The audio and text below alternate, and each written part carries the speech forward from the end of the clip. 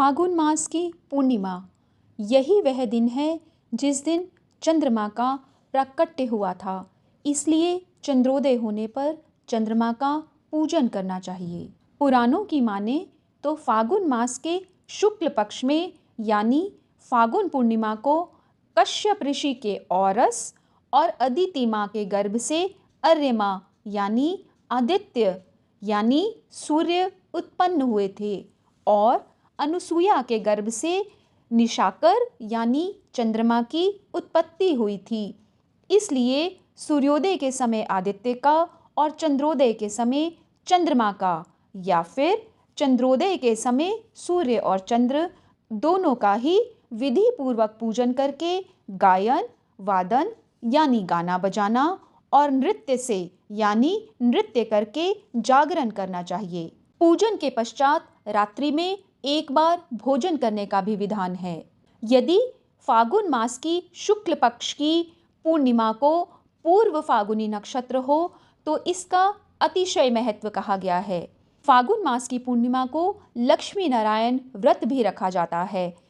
इस दिन प्रातः काल से सायंकाल तक सभी प्रकार के धूर्त, मूर्ख, पापी, पाखंडी, परद्रव्यादि का अपहरण करने वाले व्यभिचारी, दुर्व्यसनी, मिथ्याभाषी, अभक्त और विद्वेषी मनुष्यों से वार्तालाप तक का संसर्ग त्याग कर मौन रहें, यानी इनसे बात भी नहीं करनी और मन में भगवान का स्मरण करें तथा उनके प्रति प्रीतिपूर्वक प्रातःकालीन पूजन करके व्रत रखें।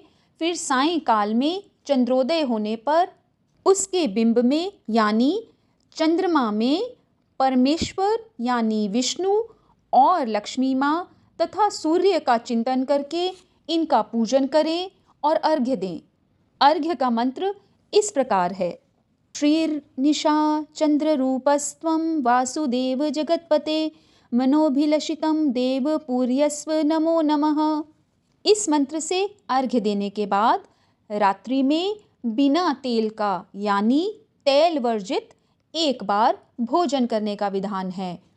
पंचगव्य पिए और इस तरह व्रत करने से और सात्विक अभिलाषाएं करने से मनुष्य की संपूर्ण अभिलाषाएं तो पूर्ण होती ही हैं, मनुष्य के सभी पाप भी दूर हो सकते हैं। इसलिए यदि यह व्रत सदैव किया जाए तो और भी अच्छा है और अगर यह व्रत तीर्थ स्थान में किया जाए तो इसका अतिशय फल प्राप्त होता है। फागुन पूर्णिमा के इस व्रत को नैमिषारण्य में करने का पुण्य महत्व तो वर्णित ही नहीं हो सकता, क्योंकि यह फल कई गुना अधिक होकर प्राप्त होता है और यह व्रत अभीष्ट फल की प्राप्ति कराता है। होलिका दहन। आइए होलिका दहन के विषय में महत्वपूर्ण जानकारी प्राप्त करते हैं। यह पर्व फागुन शुक्ल पूर्णिमा को होता है और इसका मुख्य संबंध होली के दहन से है। जिस प्रकार दीपावली को लक्ष्मी पूजन के बाद भोजन किया जाता है, उसी प्रकार होलिका के व्रत वाले दिन होलिका की ज्वाला देखकर ही भोजन किया जाता है। जिस दिन प्रदोष व्यापिनी पूर्णिमा हो उसी सायंकाल को होलिका का दहन किया जाता है। भद्रा में होलिका दहन कदापि नहीं करना चाहिए। इसके अलावा प्रतिपदा प्रारंभ होने पर, चतुर्दशी होने पर भद्रा और दिन में होली जलाना सर्वथा त्याज्य है। यदि कुयोगवश होली इस समय जला दी जाए तो वहाँ के राज्य, नगर और मनुष्य अद्भुत उत्पातों से एक ही वर्ष में हीन हो जाते हैं और जनसमूह का नाश होता है। हमारे शास्त्रों और पुराणों में यह भी वर्णित है कि कैसे सूर्योदय से पहले होलिका का दहन करना चाहिए और होलिका दहन का समय किस प्रकार निर्धारित करें।